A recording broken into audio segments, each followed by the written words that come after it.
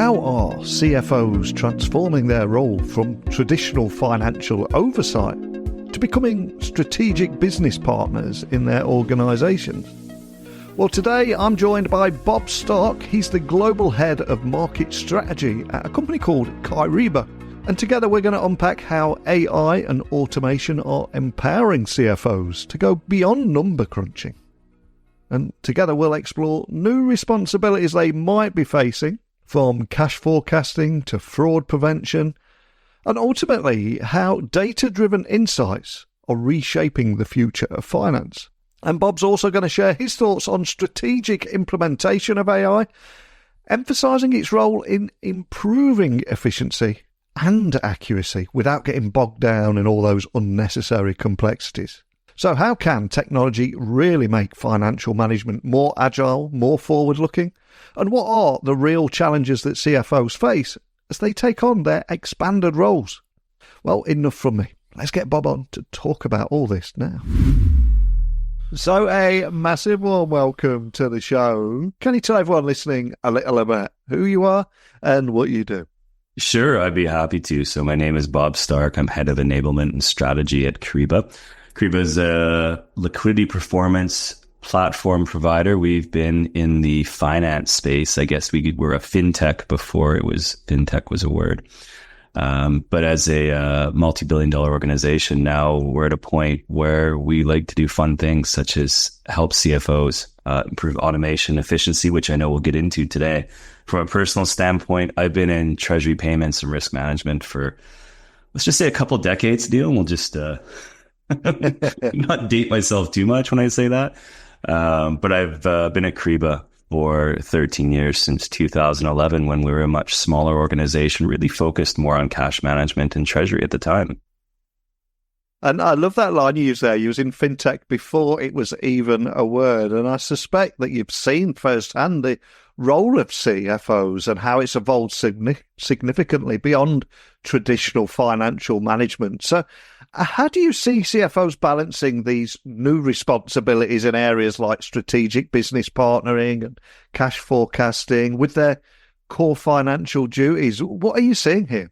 Yeah, I like that you asked the question that way, because we've definitely seen a change in the past, I dare say maybe 3-4 years, certainly since COVID, where the CFO and the treasurer even and others within the office of the CFO were put on the hot seat with simple questions such as, is our business going to survive? Do we have enough liquidity to make it through the month, depending on whatever happens? And those sorts of questions breed a different level of strategic input.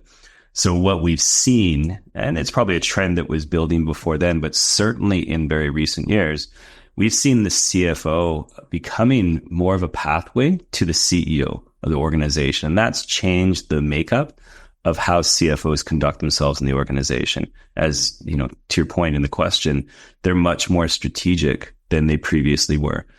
They're not as much focused on accounting or FP&A or treasury. In fact, their background doesn't necessarily include all of those things. They're quite often change agents as opposed to making sure they run the finance side of the house. So they very much have that seat at the table. In many cases, they're the right hand to the CEO. And what that means is several things for the office of the CFO, which is now a term that is much more popularized. And it means individuals like the treasurer, they may be working with a CFO that doesn't have that kind of experience, at least directly before. They may be working with FP&A or with accounting where the CFO hasn't spent 5 or 10 or 15 or 20 years in that. So what it means for the CFO is that they have a trusted team that is delivering much more proactive insight than they previously did. And that it changes things for the team structure. It changes in terms of the focus on top line and bottom line outcomes, not just financial, but for the organization metrics. It also changes the KPIs and the strategic opportunity for those that are reporting to the CFO. So there's a lot of, I guess, shakeup, maybe it could be the right word, Neil, but we'll say a shakeup, a transformation that has really changed the game for what CFOs are now bringing to the table. And I think if we go back to when you first started your career, I think it's fair to say that finance was very similar to the legal industry and often accused of being slow to adapt to the pace of technological change. But all that has completely turned on its head now, and AI and automation have advanced rapidly across the finance industry. And yes, we've got that new word fintech as well. But how do you see CFOs leveraging these new technologies or emerging technologies to improve things like efficiency and accuracy, especially in cash forecasting and liquidity management? It feels like there's so much or so many opportunities around this. There are a lot of opportunities, and I very much agree with all of that. I almost want to fast forward right into here's the ways that CFOs can improve their efficiency, their accuracy, and be more data-driven in their decisions. But in fact, it's not the technology. It's actually what is the business problem that they're trying to solve, and then finding technology to support that. So I like to reverse the order. I know coming from technology, that would seem surprising. But in fact, what we don't want for AI is, let's just say, make comparisons with blockchain as an example. We don't want a solution that may have tremendous potential that really isn't solving a problem that's a problem. And we don't want it to be in search of the problem. We want the problem to be defined first. And, to what we were talking about earlier, there is a significant issue in terms of getting work done. There is a significant issue in terms of making finance teams leaner. And there's a significant issue in terms of being more effective and rapid and accelerated in decision making. And these are all significant challenges that drive, let's say, pain and suffering, if you will, but compelling events that need to be solved for the CFO. And I'll give a simple example. You mentioned cash forecasting in the question. So cash forecasting is one of those eternal challenges that for the decades I've been in this space is always one that even when you solve it, there's still more. There's still more predictability, more accuracy. And really, we've seen a shift from visibility into cash or liquidity and moving into actionability. And it's not so much how much cash am I going to have in 3 months or 6 months or 9 or 12 or whatever the duration is, but what are you going to do with it? And that's the question that CFOs ask treasurers. And therefore, when CFOs, they're looking for an answer, technology, especially in the form of AI, because we're seeing a lot of interesting opportunities to improve predictability and accuracy, et cetera. That's where we see AI becoming a solution to that problem once that problem is defined. So I know we can go into more detail. I'm sure we will in this conversation, but let me do the final part of the answer to this question. AI is all about either automation or introducing data into decision making. And it satisfies both incredibly well, especially in areas like forecasting and liquidity planning. And as this is a tech podcast, we have both mentioned the AI word several times. It does have considerable hype. There's a lot of question marks about things like ROI and what business value and what can we do differently, etc. And with this growing reliance on AI in finance, what would you say are some of the most critical factors for CFOs that they should be considering, especially when strategically implementing AI solutions to ensure that cost effectiveness and ROI? Because that ROI word is a word I seem to be hearing more and more recently. It seems to be something changing around that too.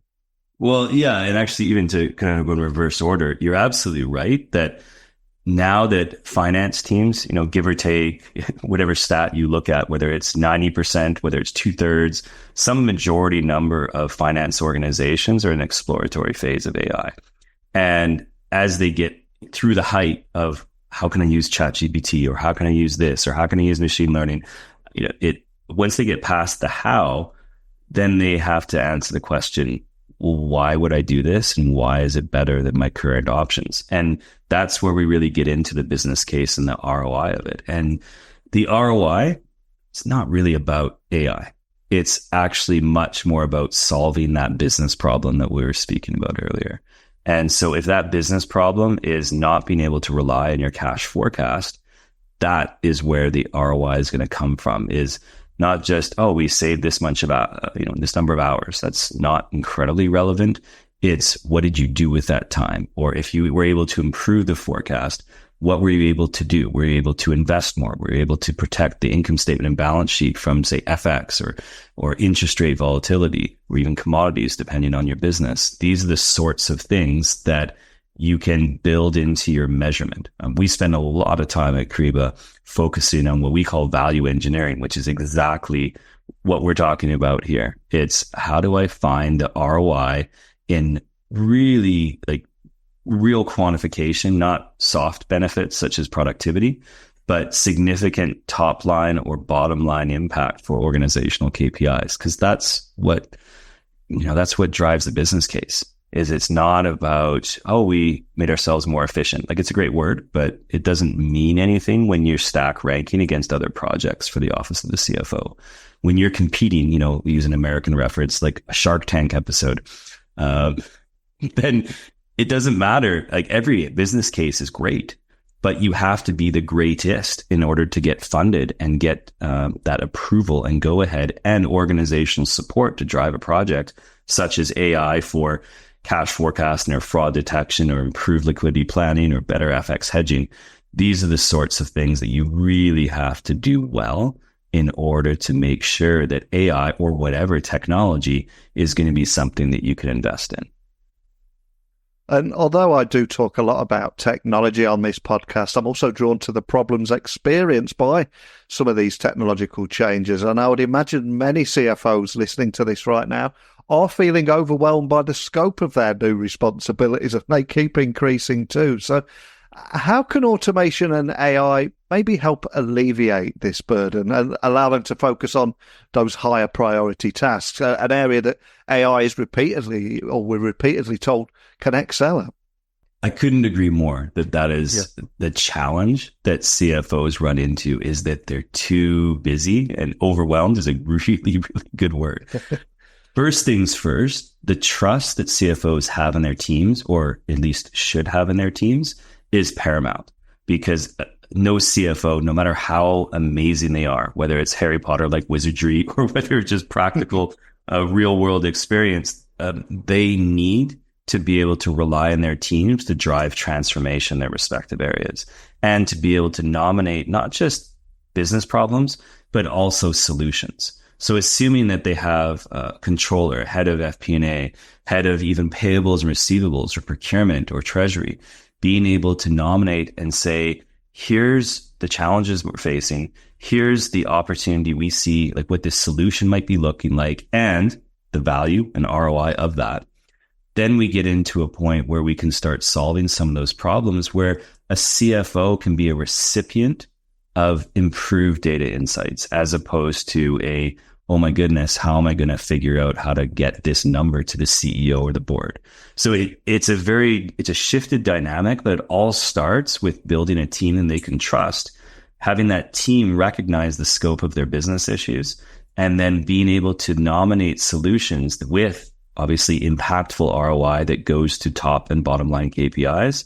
And ultimately then, and only then, is AI going to be something of, oh, we can use AI to solve this. And those examples, there's going to be a lot of different ones. I mean, we can dissect it in a lot of different ways. The ones that I see the most are going to be either to support data-driven decisions, like cash forecasting, like liquidity planning, like how do I ensure that I'm in alliance with my hedge policy? How do I make sure that the payments I'm sending out are the right payments? And so I have a payment strategy that not only increases efficiency, but doesn't increase fraud. These are great examples of business cases that AI, whether it's machine learning, whether it's more Gen AI, that they can really bring some value to the table. But it has to be linked to ultimately something that impacts the top and bottom line. Otherwise, the CFO shouldn't really care about those in comparison to other priorities. And on the darker side of AI, there are a lot of bad actors out there using AI for fraud. Essentially, we've seen everything from deepfake audio to deepfake videos and phishing attempts, etc. So fraud detection is obviously going to be a growing concern too in financial operations. So how do you see, as a force for good, AI and Gen AI tools enhancing fraud detection for CFOs? And are there any steps that organizations should be taking to maybe implement these technologies more effectively to protect their users? Yeah, there definitely is. And I like the way you asked the question because cyber criminals and fraudsters using deepfake is utterly horrifying. And it should be for any CFO that thinks, it's probably not going to affect us. That's as big a problem as the fraud is itself. We see stats after stats where organizations are targeted continuously. And, I actually playfully say it this way. When you see a survey where 80% of CFOs say they've been attacked or targeted by cyber criminals and fraudsters, say for payment fraud as an example. And I always say, well, that means that 80% were telling the truth and 20% were not wanting to admit, because everyone is targeted. Now, it doesn't mean that everyone's necessarily impacted. There's great safeguards, but the problem is, and I think you've probably heard these examples too, Neil, is that if you rewind back 5 or 10 years, before deepfake was really a thing, then we would have things such as there was phishing emails, there was impersonation or spoofing of phone calls, trying to hack the CFO's calendars so that you send the email or the urgent phone call impersonating them just as they got on the airplane, so they really can't respond in real time. Now that's heightened to the point where, you try and do a Zoom call and you're not absolutely sure that who is on the other end, even the video, is actually who they're supposed to be. Like, that is horrifying. So fast forward to how do we actually deal with that if we're a CFO? First things first, it needs to be data driven. And when I say data driven, it means leveraging tools such as AI and APIs to ensure that you have a digitized version of your payment policy. And that digitized version of your payment policy is able to run at machine speed. So I'll give a certain example, especially as we get into in the payments world where we're getting things like instant payments. Everything needs to run immediately. There's no way that the sheer amount of data to support a payment policy can be looked at by a human and execute same day, never mind within seconds. And so that means things like AI, even just simple machine learning to load up and be trained on the history of all the payments that you've made, as in good payments, so that machine learning can identify the anomalies, the not good, forgive the poor grammar, but I meant it that way intentionally, the not good payments, so that you have one checkpoint that this is something that is different than the rest. Add into that a whole sequence in your payment journey around things like validation that this is a proper bank account, validation of the owner of that bank account. If you think you're paying ABC company, but the account is actually open, owned by an outfit in, I'll just pick on a country here, North Korea, and that's not who you thought you were paying. These are additional data points alongside the anomalies that can be detected that in whole should be part of your payment journey to understand this is something that violates our payment policy. When it comes to fraud detection in finance, payments is the biggest threat. It's the one, because that's where the money is. That's the one that fraudsters and cyber criminals are targeting. And unfortunately, too often when there is not a machine-driven, data-driven approach to that payment journey in terms of digitizing that entire experience and leveraging data at each point in that journey, then that organization is at risk. And that's when fraud happens. It's when some part of that payment policy breaks down. And it generally breaks down because there was too much data or there was data that wasn't looked at. This is where AI really, really helps in the equation. And it doesn't have to be complicated. It doesn't have to be, complex Gen AI that's, a chatbot running your entire payment procedure. In fact, it can be as simple as machine learning, pattern-based recognition on top of rules-based automation driven by APIs and, actually just that, APIs to support AI to ultimately support a digitized payment experience. That is, for many organizations, the next step that's not too hard to realize and ultimately gets us to a point where we have a much more, I guess we'll say, reliable defense against fraud and cybercrime. And I suspect for most people listening, they've seen and heard these stories, especially in our news feeds. But I'm curious, as someone that's right in the heart of this fintech space, what are the biggest challenges that you're seeing CFOs facing in adapting to AI-driven automation? And How can companies like yours support them in overcoming these obstacles? I suspect it's something you hear a lot and get asked a lot, but what are you seeing here?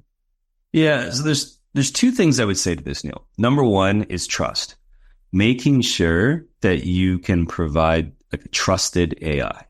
And I know that seems like a very obvious statement, but in fact, I speak with CFOs and finance teams, especially on AI, on a weekly and many times, multiple times per weekly basis.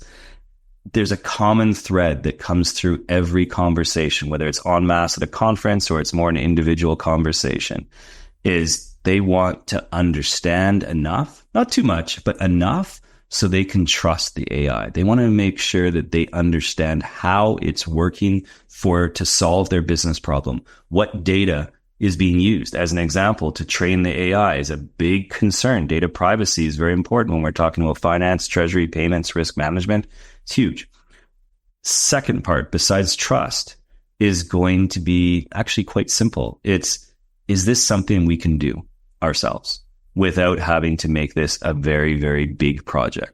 Do we need significant amount of IT resources? How do we get the data? Like just simple questions where CFOs, one of the first things they ask is this embedded within a solution or is this something we have to do ourselves?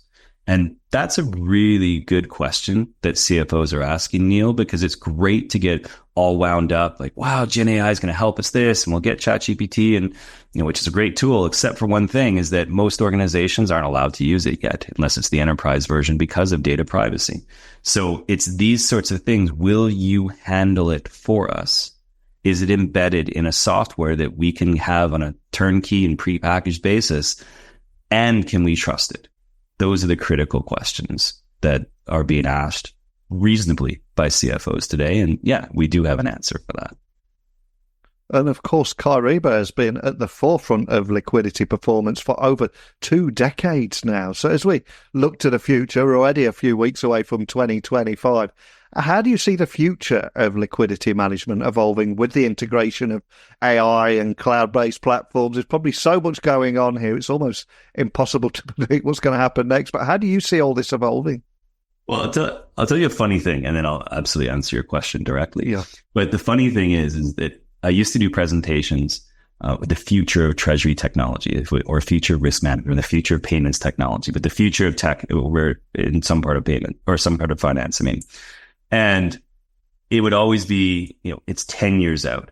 And then it was 5 years out.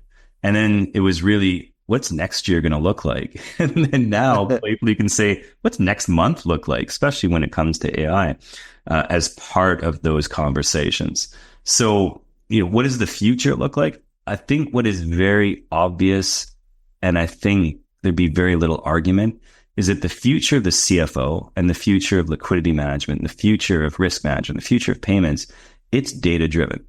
And any organization that doesn't recognize that they need a data strategy before they can even think about an AI strategy is absolutely going to miss the point of what AI can do for them. So becoming data driven, understanding what your data strategy is going to be and understanding what those building blocks are needed to drive that data strategy are absolutely critical to be ready for the future. So that future, you think of just simple workflows or simple use cases, your forecast is going to be data driven. It's going to be very actionable and it's going to be very automated so that there's a human on the end of that decision-making process. That human is going to evaluate everything, all the insights given to them. Here's how much cash you should have. Here's your borrowing and investing options. Look what your balance sheet will look like before and after. And here's the policy that we're working against. Do you agree with this decision? Yes or no? So it's very, very automated, Neil. It's very, very insightful. And it's very, very focused on efficiency, but ultimately not resting on efficiency. It's effectiveness, making more impactful and more, I'm going to say accurate, but I really will rely on the word valuable here. Data-driven decisions that impact the top and bottom line of the organization in a more profitable and valuable way. That's really what that future is. And humans have a big role in it. We're in finance. We're not in other parts of the organization where maybe we get automated away. In finance, there's so much judgment, there's so much experience. A human is on the end of that decision-making chain. It's just a decision-making chain that can be much more AI driven than it is today.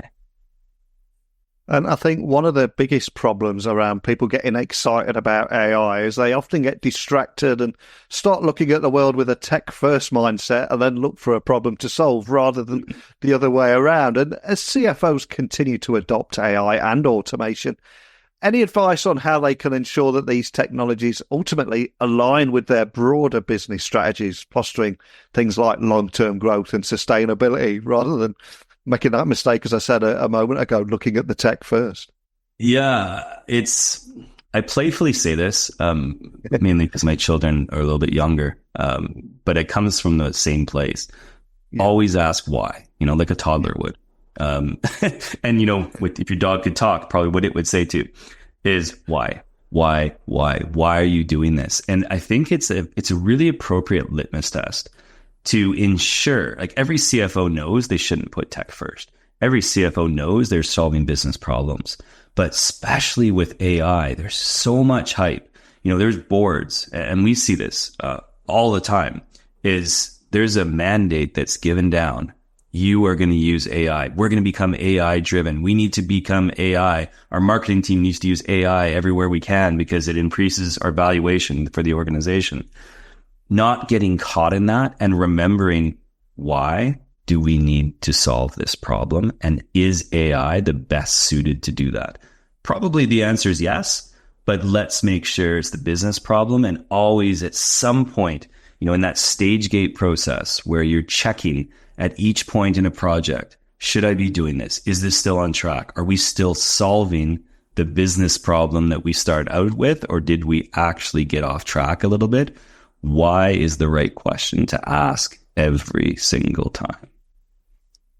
Wow, such a great answer and a perfect moment to end on. I can't thank you enough for sharing your invaluable insights with me today and everything that you're seeing. But before I let you go, I'm going to ask you to leave one final gift for everyone listening. I always ask my guests to leave either a book that we can add to our Amazon wish list that you'd recommend and why, or a song for our Spotify playlist. It can be anything. Guilty pleasures are allowed, but what is that final thing you'd like to leave everyone listening? Well, it's a tough choice because I can think of excellent answers for both. They will just be very different, Neil. So if I was to say a song, that's not going to be my answer, but if I was to say a song, it would be totally off the reservation. And I would say it is one of my favorites, Chris Cornell, specifically with An Audio Slave and Like a Stone. Perfect song.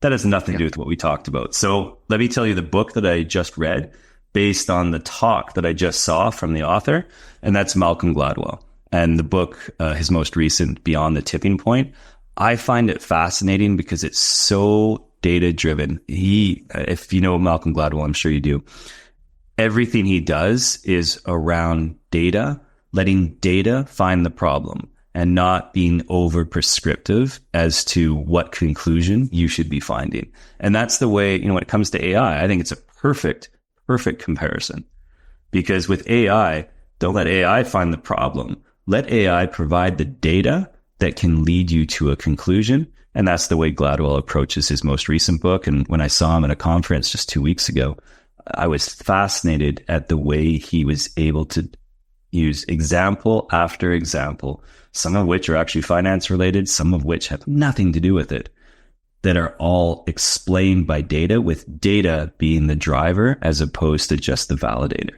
So there you go. Malcolm Gladwell, Beyond the Tipping. Wow. I've read the first book, but not the second. So I'm going to add that to the wish list. I'll be picking that up myself. And you know what? I'm in a good mood today. We're going to add Like a Stone to the Spotify playlist too. We'll add both of them there. And for anybody listening that just wants to find out more information about yourself, anything we talked about, where would you like to point everyone listening today?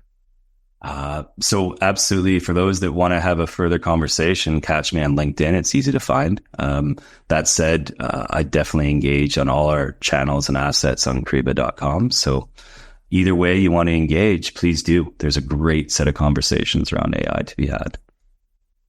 Well, we've covered so much ground today, and I can't thank you enough for coming on here and just talking about the role of AI in automation and forecasting for CFOs and the importance of strategic implementation and the cost effectiveness and how it can easily be overlooked, as well as the challenges in adoption. I'd love to hear from CFOs listening, and they could share their thoughts too. We can keep this conversation going, but just thank you for shining a light on this today, Bob.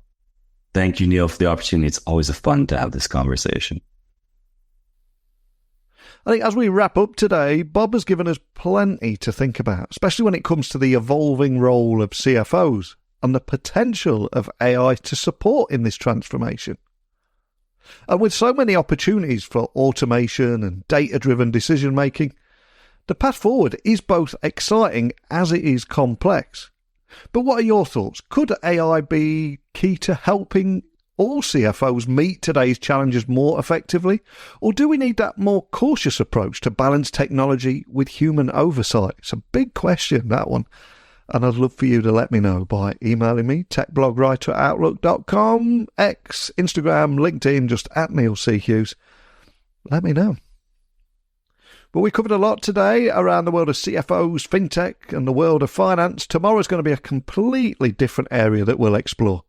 But it all comes down to the same thing. How is technology impacting our lives, our work, and our world? Why not join me again tomorrow and we'll do it all again on a different topic. Speak with you all then.